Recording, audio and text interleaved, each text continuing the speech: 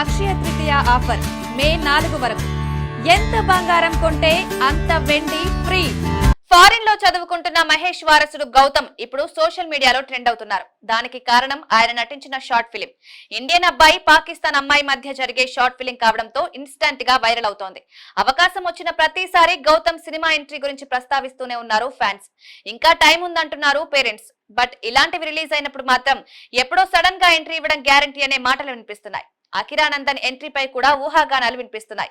అకిరాకు cinema entry ఇష్టం లేదనే మాటలు వినిపిస్తున్నా సేనాని తనయుడు సినీ ఎంట్రీ కోసం మాత్రం ఈగర్ గా వెయిట్ చేస్తున్నారు జన సైనికులు. మరోవైపు నందమూరి వారసుడు మోక్షజ్ఞ ఎంట్రీపై ఇప్పటికే అధికారిక ప్రకటన కూడా వచ్చింది. రీసెంట్ గా నందమూరి బాలకృష్ణ పద్మభూషణ్ అందుకుంటున్న సమయంలో మోక్షజ్ఞ పిక్స్ చూసి మురిసిపోతున్నారు ఫ్యాన్స్. ఈ ఏడాదైనా ముహూర్తానికి కొబ్బరికాయ కొట్టమని రిక్వెస్ట్లు పంపుతున్నారు. అయితే మోక్షజ్ఞ డెబ్యూ మూవీగా ఆదిత్య 369 సీక్వెల్ వస్తుందా లేదా మరింకేదైనా సినిమా వస్తుందా అనేది ఇంకా సస్పెన్స్ గా నడుస్తోంది.